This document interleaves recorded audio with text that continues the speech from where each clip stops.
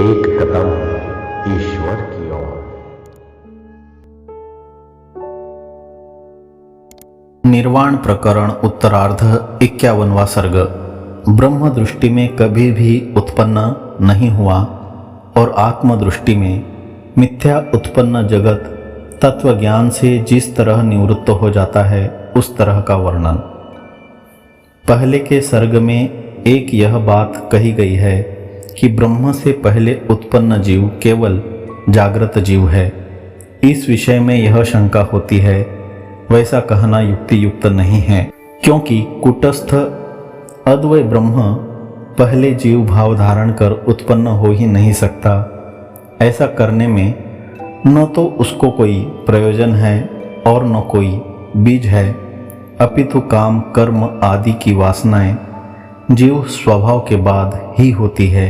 इस प्रकार की आशंका श्री रामभद्र करते हैं। श्री रामभद्र ने कहा, ब्रह्मन कूटस्थ अद्वय पर ब्रह्म से केवल जागृत नाम के जीव अर्थ और बीज के बिना आकाश से वृक्ष की नाई कैसे उत्पन्न होते हैं। श्री राम जी, आपकी शंका तो बहुत ही साधारण है कि कूटस्थ अद्वय ब्रह्म से केवल जागृत जीव तो उत्पन्न हो नहीं सकते, क्योंकि अन्य जीवों की और जगत की भी उत्पत्ति तन्मूलक नहीं हो सकेगी। इसलिए कूटस्थ ब्रह्म में जीव और जगत भाव का अपलाप किए बिना ठीक ठीक उपदेश नहीं हो सकता। अतः उपदेशार्थ ही ब्रह्म में जीव जगत भाव की कल्पना श्रुति स्मृति आदि में की गई है। ऐसा उत्तर महाराज वशिष्ठ जी देते हैं। महाराज वशिष्ठ जी ने कहा, महामते, कोई भी कार्य किसी कारण के बिना उपलब्ध नहीं हो सकता, यह निश्चित है। इसलिए केवल जगत का यहाँ कोई संभव ही नहीं है। कूटस्थ से उसका यदि संभव है तो उससे अन्य जीव सजीव हो सकते हैं, परंतु कारण के अभाव से वे सब निरस्त हो जाते हैं। भद्र, यहाँ न तो कुछ उत्पन्न होता है और न कुछ नष्ट ही होता है।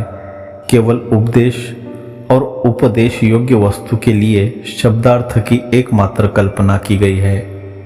यह आपकी बात हम मानते हैं, पर भोग के आधार शरीर आदि का कर्म आदि द्वारा या साक्षात कोई निर्माण करने वाला तो अवश्य मानना चाहिए, क्योंकि प्रत्येक कार्य कर्ता द्वारा ही बनता है। अतः उस देह में जीव को बैठाकर विषयों से मोहित करने वाला कोई दूसरा रहना ही चाहिए, क्योंकि मोहित करने वाले को छोड़कर चेतन में मोह हो नहीं सकता। ऐसी स्थिति में मोहित होने वाला और मोहित करने वाला यूं दो भिन्न भिन्न जीव एवं ईश्वर नामक चेतन सृष्टि आदि की प्रतिपादक श्रुतियों के आधार पर मानना चाहिए। इस प्रकार फिर राम जी शंका करते हैं। श्री राम जी ने कहा, भगवान, मन बुद्धि चेतन आदि से युक्त इन शरीरों की रचना करने वाला कौन है और प्राणियों को स्नेह राग आदि बंधनों के द्वारा कौन मोहित करता है, यह हमसे कहिए। हाँ, यह बात ठीक होती यदि शरीर आदि का कर्ता मोहित होने वाला मोहक आदि ये सब श्रुति आदि प्रमाणों से सत्य रूप ठहरते, परंतु वाचारंभण आदि श्रुतियों के द्वारा वे सब मिथ्या ही सिद्ध होते हैं। ऐसी स्थिति में प्रतिभास मात्र स्वरूप उन सब का कूटस्थ ब्रह्म के द्वारा विवर्त मात्र से भी निर्वाह हो सकता है, इसलिए उनकी आवश्यकता नहीं है, यह कहते हैं। महाराज वशिष्ठ जी ने कहा, भद्र, कोई कभी भी शरीर आदि की रचना नहीं करता और न कभी कोई प्राणियों को मोहित ही करता है। अनादि अनंत अवभास स्वरूप जो बोधात्मा है, वह अपने ही स्वरूप में स्थित होकर ऐसे नाना पदार्थों के रूप में भासता है, जैसे अपने स्वरूप में स्थित जल तरंग आदि के रूपों में। बाह्य पदार्थ कैसे भीतरी चेतन के विवर्त हो सकते हैं, क्योंकि दोनों के आधार अलग अलग है। इस शंका पर कहते हैं श्री रामचंद्र जी, असल में तो बाहर के कोई पदार्थ ही नहीं है। ज्ञान रूप आत्मा ही बाहर के सदृश भासता है। वह बोध रूप हृदय से ही बाहर ऐसे उदय को प्राप्त होता है, जैसे बीज से बड़ा वृक्ष, बीज से वृक्ष बाहर निकलता है। यह दृष्टांत विषम है। इस प्रकार की आशंका कर समान दृष्टांत बतलाते हैं। अथवा यदि विश्व भीतर ही उत्पन्न होता तो वह भीतर ही रहता, पर वह तो बाहर रहता है, इस पर कहते हैं। रघुश्रेष्ठ हे श्री राम जी, बोधात्मा के भीतर स्थित ही यह विश्व बाहर के रूप में ऐसे प्रकट हुआ है, जैसे खंभे के भीतर ही स्थित कठपुतली। वस्तुतः चेतन नाम की वस्तु न भीतर है और न बाहर है, किंतु अनंत है। उसी के भीतर सुगंध और पुष्प की नाई बाह्य आभ्यंतर की एकमात्र कल्पना की गई है, यो कहते हैं। बाह्य और आभ्यंतर जिसमें विद्यमान है और जो देश एवं काल के परिच्छेद से अलग है, उस बोध स्वरूप आत्मा का ही यह जगत एक तरह से सुगंध विस्तार है, यह आप जानिए। यदि शंका हो कि समस्त जगत की कल्पना यहीं पर है, तो ब्रह्मलोक आदि परलोक, जिसमें अर्ची आदि मार्गों से गमन किया जाता है, दूर क्यों माने जाते हैं? इसका समाधान यह है कि वैसे ही लोगों की अनादि काल से वासना है। इसलिए जब वासना का विनाश हो जाएगा तो सभी लोग एकमात्र अपने आत्म रूप से अत्यंत निकट हो जाएंगे, इस आशय से कहते हैं। श्री रामचंद्र जी, वासना का विनाश हो जाने पर यह आत्मा ही परलोक है, दूसरा नहीं, यह आप जानिए। जो महापुरुष सब उपद्रवों से निर्मुक्त होकर शांत हो रहे हैं, उनके परलोक के रूप में यहीं पर स्थित आत्मा की ओर दूरत्वादी वासनाएं आ ही नहीं सकती। यदि प्रत्यगात्मा ही परलोक देश काल आदि रूप है, तो देश काल आदि का बाध हो जाने पर वह शून्य रूप ही क्यों न हो जाएगा, इस पर कहते हैं। चूंकि देश काल क्रिया आलोक रूप चित्त आत्मा सत इन सब का अधिष्ठान तथा इन शब्दों से बोधित होने वाला ब्रह्म देश काल आदि शब्दार्थों से रहित है, इसलिए वह शून्य रूप नहीं हो सकता। यदि वह शून्य रूप नहीं है तो दूसरे लोग भी एकमात्र प्रपंच का अपलाप कर उस पद में अपनी बोध गति क्यों नहीं कर लेते, इस पर कहते हैं। हे राघव, जो तत्वदृष्टा है और जो विषयों से मुक्त हो गया है, ऐसे आत्मपद को जानने वाले मुनियों को ही उस पद में ज्ञान गति होगी, दूसरों को नहीं। भद्र, जो पुरुष सरल और गंभीर अहंता रूप गड्ढे में गिरे हुए हैं, वे कोई भी उस आत्मपद रूप प्रकाश को कभी देख नहीं सकते। आत्म प्रकाश देखने वालों को जगत का ज्ञान कैसा रहता है, इस पर कहते हैं। 14 प्रकार के ये जो भूत समूह है, उनके घोंघू शब्दों से परिपूर्ण जगत दृष्टि ज्ञानी के लिए जो देहावयव जैसी है, यानी अपने से भिन्न, उसे भासती ही नहीं। ज्ञानी को समाहित दृष्टि और व्यवहार दृष्टि से जगत जैसा भासता है, उसे बतलाते हैं। सृष्टि का असल में तो कोई कारण नहीं है, इसलिए न तो सृष्टि उत्पन्न होती है और न वह नष्ट ही होती है।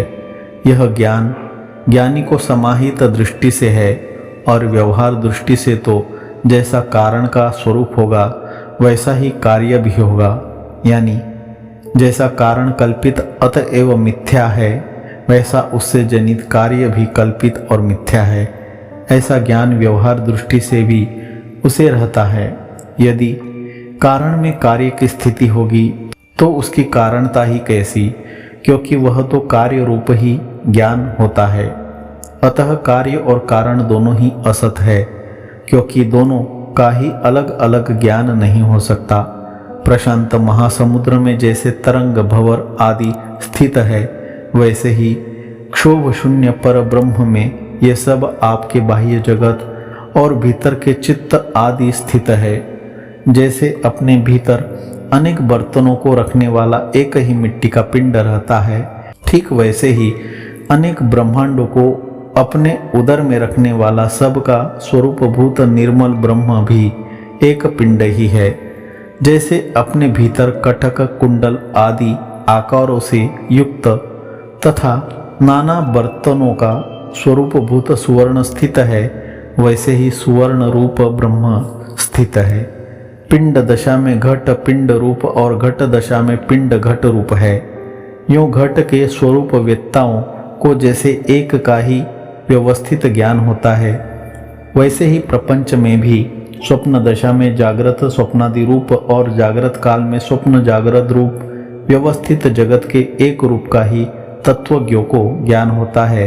यह कहते हैं स्वप्न काल में स्वप्न ही जागृत रूप ज्ञानियों द्वारा जाना जाता है, क्योंकि वासनाओं के विस्तार से व्यग्र मन उसके पास नहीं है, और जागृत काल में जागृत को स्वप्न रूप जानते हैं, क्योंकि उनको सत्यात्मा का परिज्ञान हो चुका है।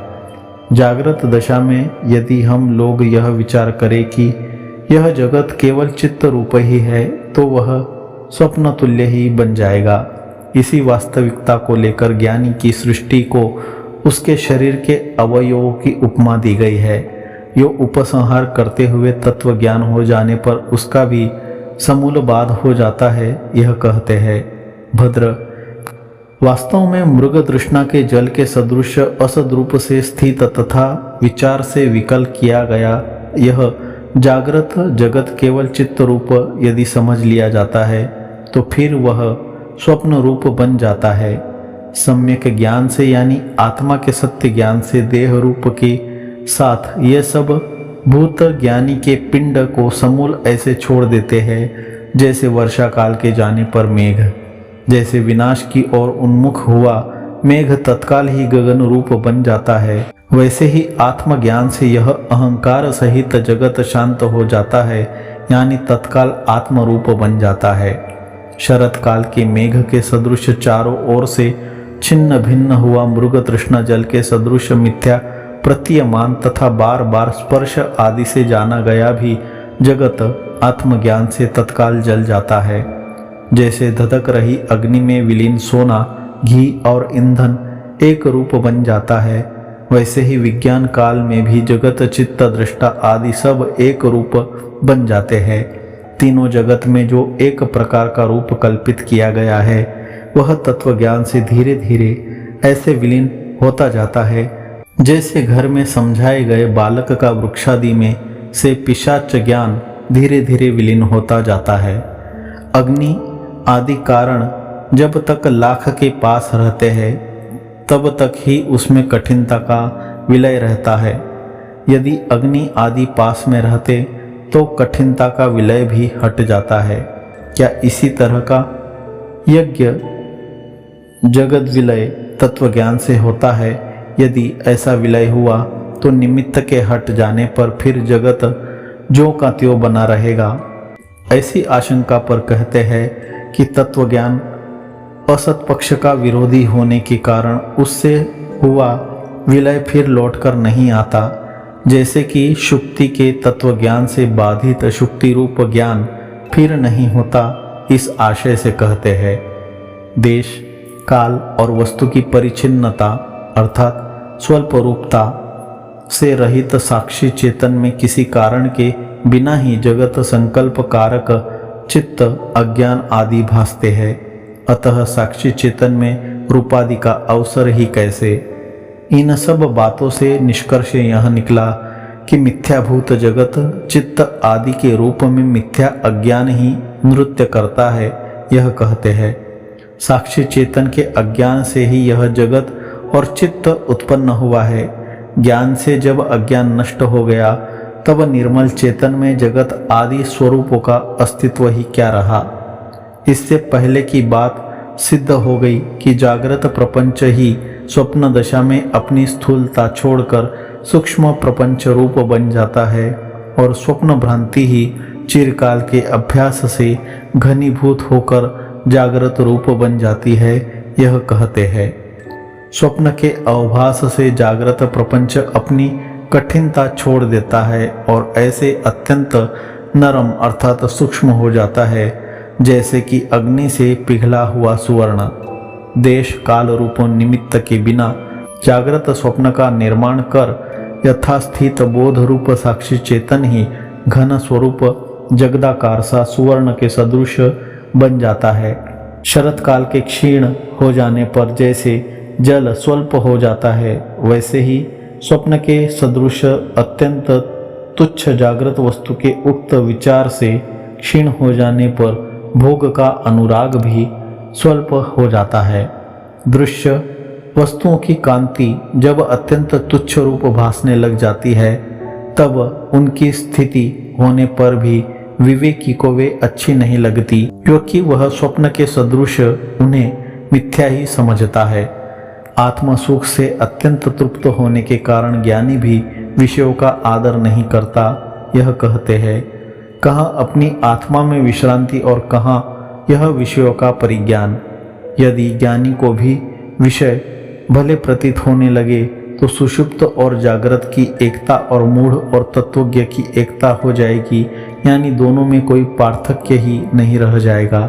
श्री राम जी, चित्त मात्र स्वरूप यह जगत जब यहाँ भ्रांति रूप और स्वप्न मात्र स्वरूप बनकर स्थित हो जाता है, यानी जब पुरुष जगत को स्वप्न के सदृश मिथ्या समझ लेता है, तब पदार्थों से सत्यत्व बुद्धि अपने आप हट जाती है। असत्य भी ज्ञानी को यदि रुचते हो तो क्या हानि है।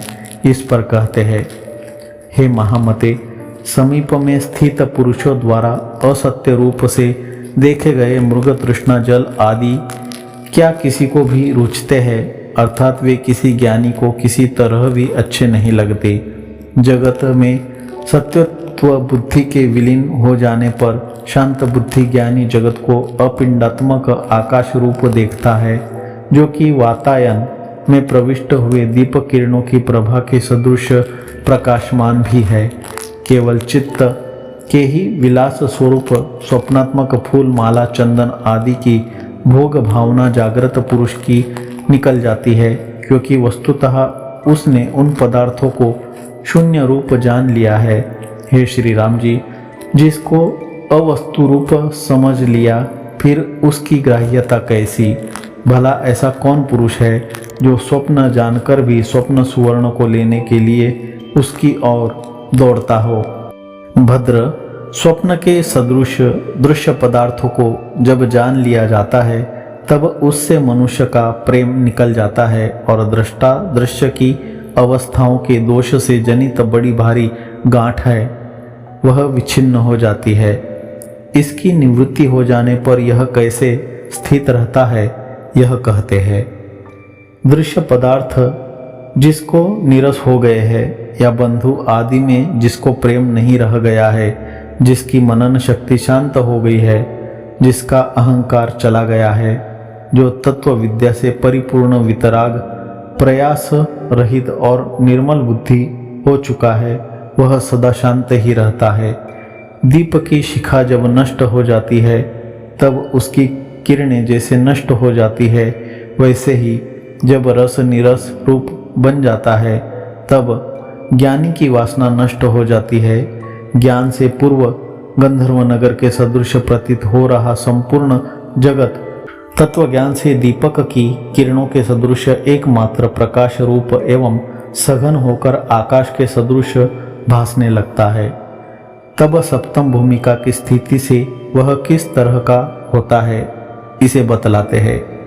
तत्वज्ञानी पुरुष सप्तम भूमिका में स्थिति कर न आत्मा को, न आकाश को, न शून्य को, न वृत्ति को देखता है, किंतु केवल आत्मपद को ही अर्थात ब्रह्म रूपता को ही देखता है। भद्र, जो तत्पद वस्तु है उसमें न आत्मा है, न शून्य है और न जगत की कल्पना ही है। अधिक क्या कहे, उसमें न चित्त है, न दृश्य बुद्धि है और न वह यथास्थित सब कुछ ही है। अज्ञानियों के द्वारा पिंड रूप से जाना गया जो यह पृथ्वी आदि का स्वरूप है, वह ज्ञानी के प्रति तो ज्ञान से असत हो जाता है और शून्य रूप बन जाता है, अतः विद्यमान रहते भी है ही नहीं। ज्ञानी पुरुष एकमात्र आत्म समाधि में चित्त को लगाकर आकाश के सदृश निर्मल बन जाता है। सब आसक्तियों से रहित होकर ही अपनी स्थिति बनाता है और स्थित रहकर भी असत के तुल्य बना रहता है। श्री राम जी, जिसका मन मर गया है और जो सर्व बाधावधि आत्मपद को प्राप्त हुआ है। ऐसा मननशील मौनी संसार रूपी समुद्र को तैर गया है और सब कर्मों के अंत को भी प्राप्त हो गया है, यह अवश्य जानिए। राघव, चूंकि जो संपूर्ण शरीर, शरीरों के आधार भुवन, भुवनाधार गगन तथा विहार स्थान पर्वत है, उनके साधन और करणों का एकमात्र कारण मूल अज्ञान ही है, दूसरा नहीं। इसलिए ज्ञान द्वारा अंतकरण से अज्ञान की निवृत्ति हो जाने पर यह शरीर आदि जगत ज्ञानियों की दृष्टि से विद्यमान रहते भी विनष्ट हो जाता है, यानी असद्रूप बन जाता है। ज्ञानवान का अंतकरण शांत रहता है, उसके विकल्प विनष्ट हुए रहते हैं। वह अपने स्वरूपभूत आत्मरस में तन्मय रहता है, परम शांति रूपी अमृत से तृप्त रहता है। उसको आवरण अर्थात अज्ञान भी नहीं रहता। इस प्रकार उसकी उत्तम स्थिति होती है। 51वां सर्ग समाप्त।